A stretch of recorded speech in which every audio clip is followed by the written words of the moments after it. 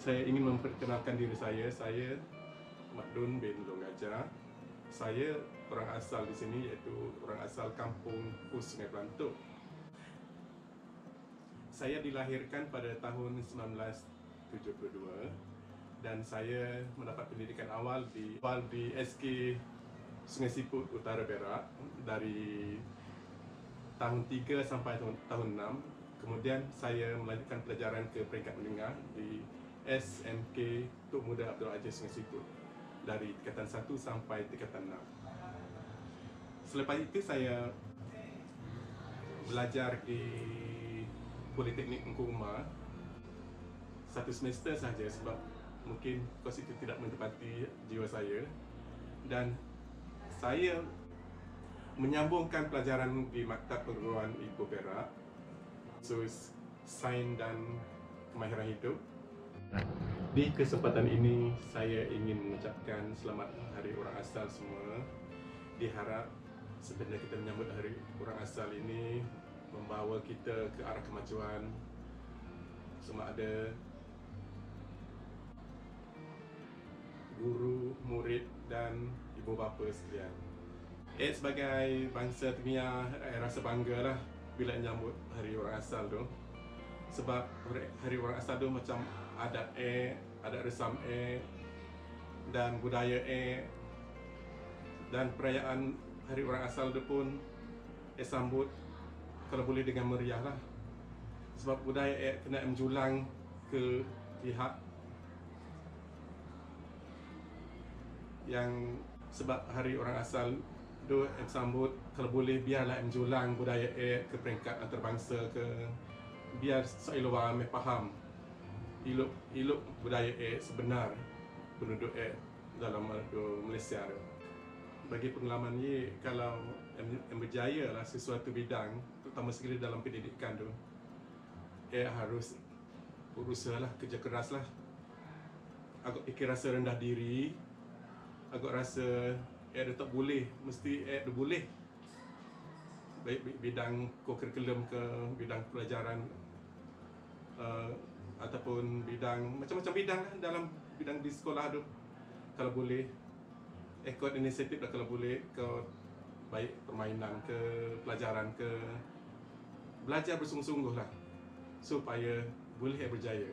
Bagi pengalaman dia macam tu lah, ITL selamat pun hingga puduh ia berjaya. Kalau di SK Pos Sungai Pelantuk tu, rasa dah 6 tahun dah KTL Hari Orang Asal. Sebab biasa kadang-kadang menganyam seludang, kadang-kadang pertunjukan sewang, selalu yang akan dikombine lah dengan Hari Merdeka sekali. Kini memang sangat lebih meriah sebab sebelum tu tak melihat sangat elok Hari Orang Asal sebenarnya. Bila tunjuk budaya dia ada, sangat boleh macam tu Hari Orang Asal. Okey, masalah kita di Jabatan Pendidikan Negeri Perak, pada murid-murid yang berjaya melanjutkan pelajaran ke sekolah menengah, kadang-kadang dia tak sampai ke SPM. Kalau ada 30 orang anak OAA melanjutkan pelajaran hingga ke sekolah menengah, nak SPM, mungkin SPM ni hanya tinggal 6 orang saja. Bagaimanakah sebagai seorang guru, Cikgu Madun nak bagi nasihat lah kepada anak-anak kita?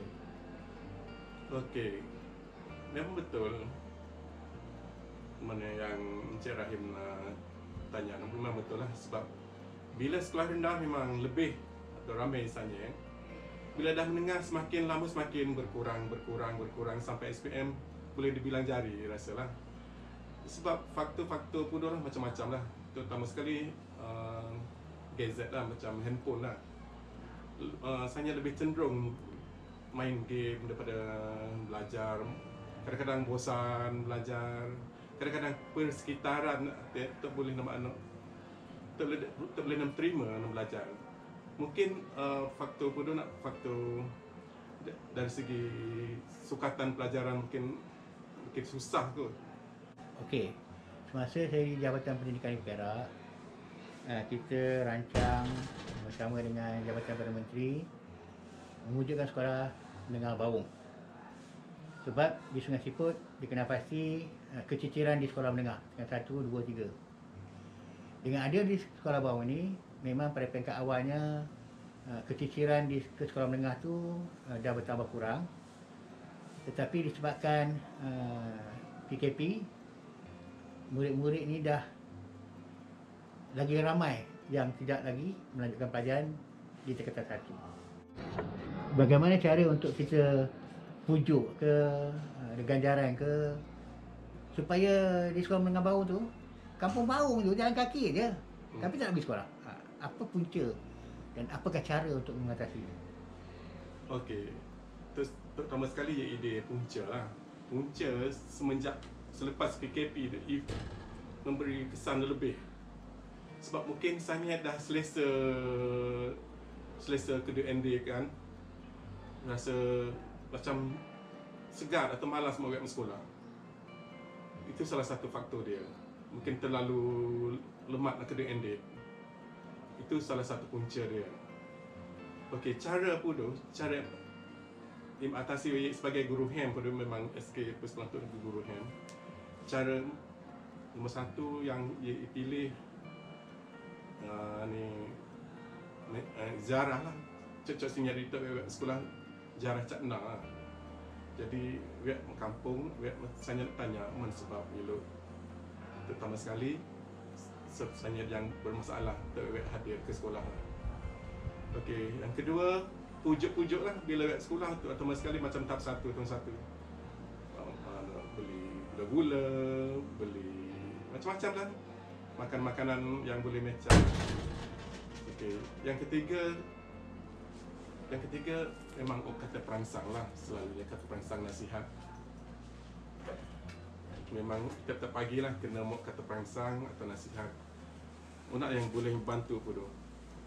Tapi kadang-kadang mau kat dia sangat tegar, susah juga. Mungkinlah surat amaran ke, itu dah macam dia, penghujungnya lah. Tapi mula-mula tadi dia memanglah ziarah, pujuk dia, tanya ibu bapa dia. Kadang-kadang ibu bapa tanya masalah hidup sebab anak. Bila ibu bapa pun respon okey, tak bermen-men, sebab bukan masalah masalah memang kuat dia, memang segar buat sekolah. Jadi ibu bapa pun pujuk pun tak dapat kan dia. Naklah kata macam cara supaya meningkatkan kehadiran lebih kurang macam lah cara. Okey, dari aspek guru pula, saya daripada maklumat yang saya dapat daripada Belinda, cikgu sekolah rendah ini dia rapat dengan murid.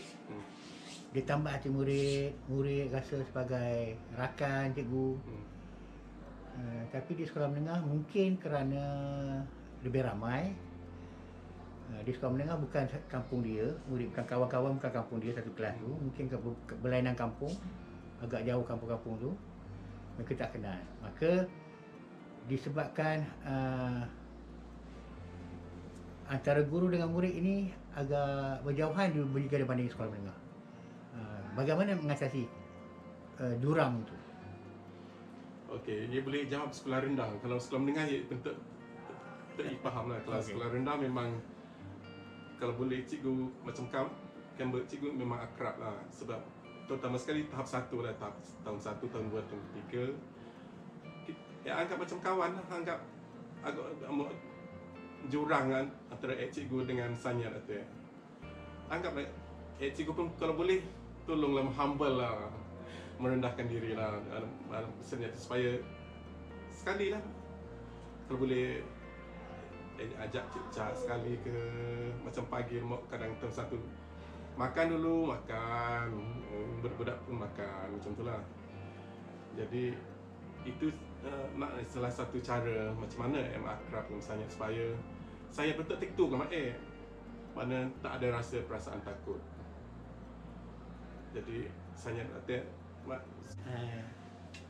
itu sebuah ringkas apa yang diperkatakan oleh Cikgu Madun.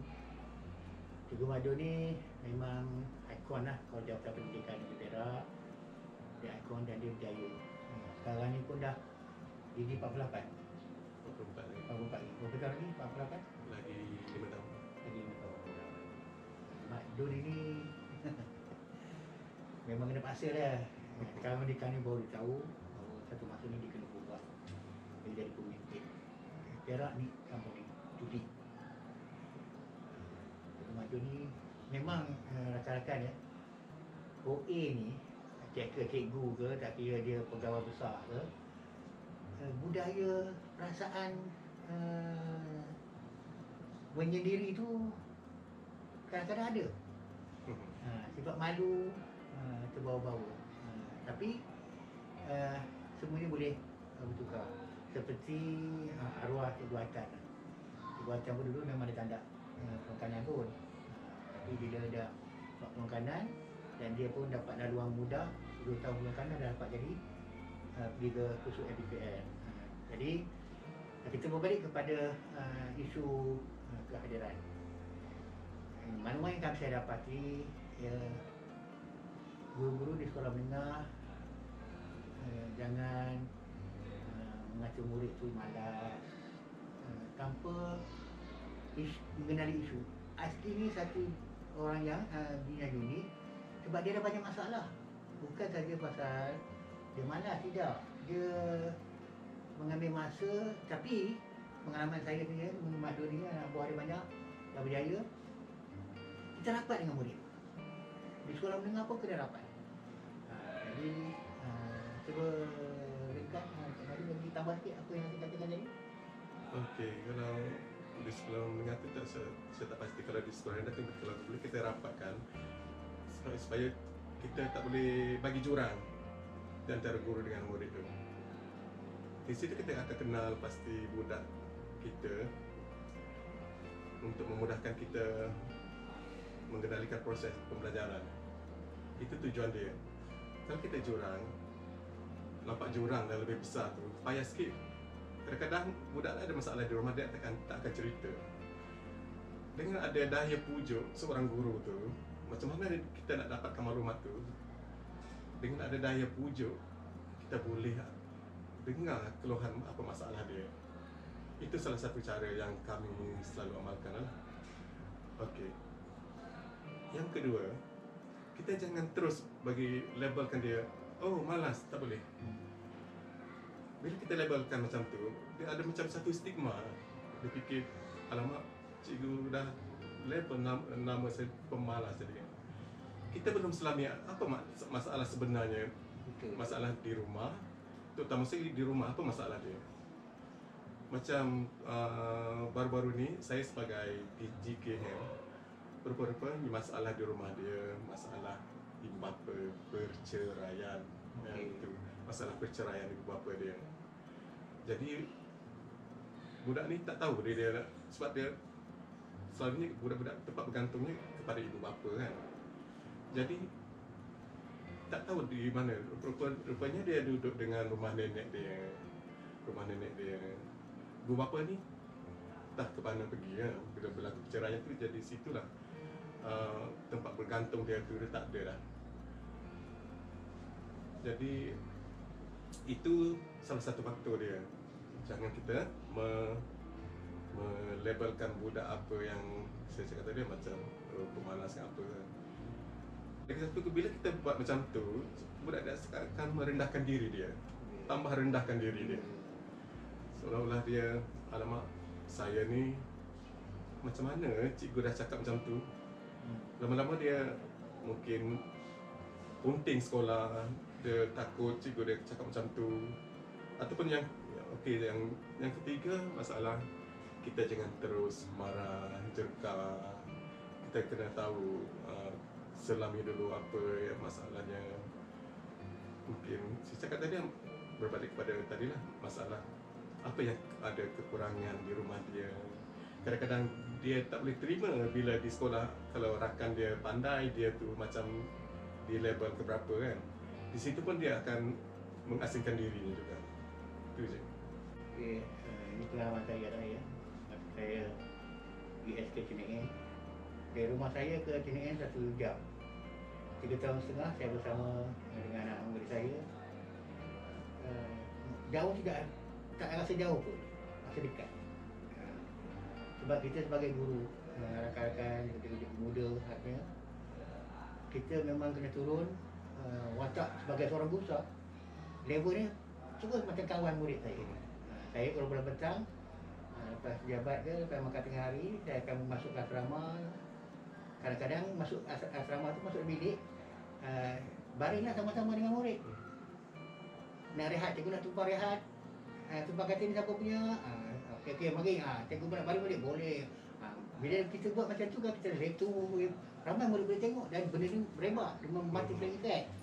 Maka saya sebagai guru dan sebagai guru besar memang rapat sangat dengan murid-murid asrama. Sehingga murid asrama ni kalau tak jumpa saya pun kalau tak jumpa saya, dia akan turun dari asrama tu, dia pergi ke pejabat. Waktu petang banyak guru balik, sekolah di pinggir hutan lah, pinggir hutan. Memang agak lengah, jadi murid asrama datang lah sembang dengan saya di pejabat. Jadi kita kena humble lah. Jadi seperti yang Cikgu Madu kata, jangan kita label seseorang anak-anak OA ni tanpa kita mengenali asal usul mereka. Saya pun anak orang susah, saya pun minum air pahit, tak ada belanja pun.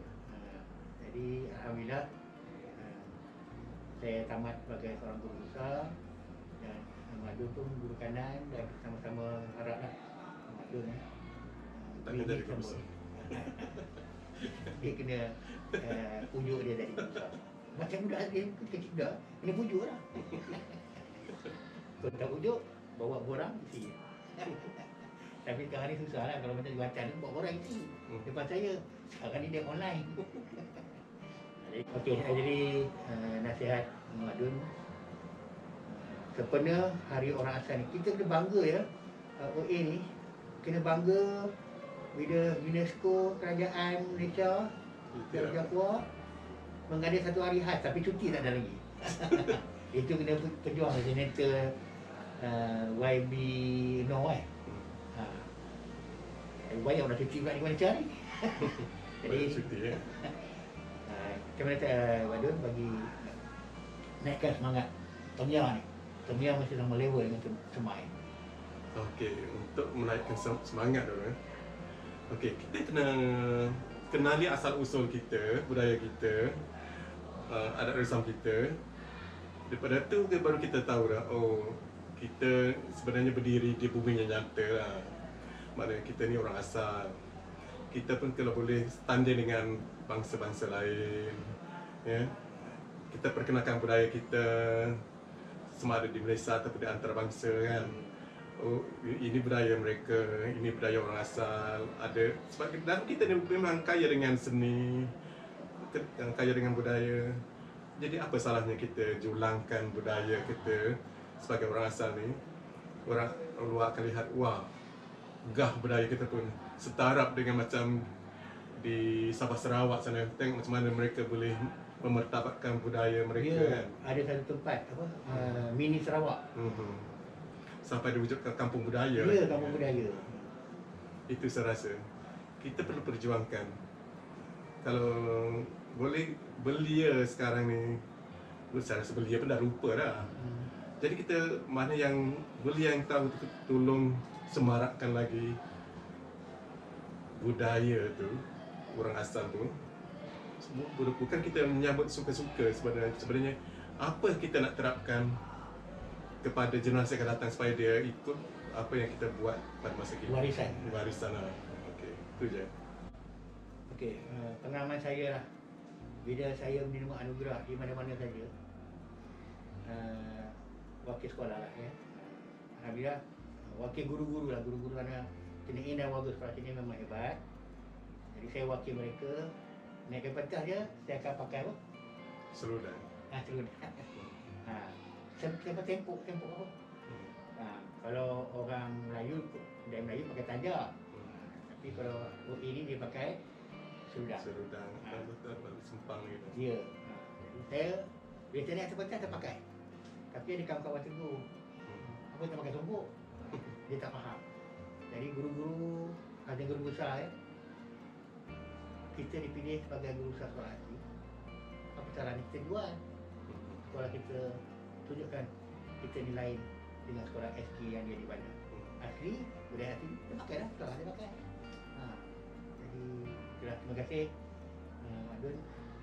Cikgu Mak Dun saya memang dia datang ni perkara rindu ni. Rindu tak berteman Kita dah lama, kita rapat. Saya kenal Mak Dun masa jawatan dulu. Masa mula-mula saya kenal Mak Dun, masa kita panggil dia sebagai ahli PNS. Yes. Klip video tu, memang tengok lah. Dia dengan Batir Aziz. Kebetulan bila saya nak mau balik berusaha, alhamdulillah saya dapat kena in. Dan alhamdulillah kena in pun banyak kejayaan untuk memartabatkan Temia. Dan alhamdulillah hasil daripada usaha semua guru, kita dah ada seorang ikon, nama dia Mauli, dan akan menjadi seorang guru di kawasan Sungai Pisau. Okey, akhir sekali. Yeah. Selepas di sini, cita-cita ke mana? Selepas di sini cita-cita saya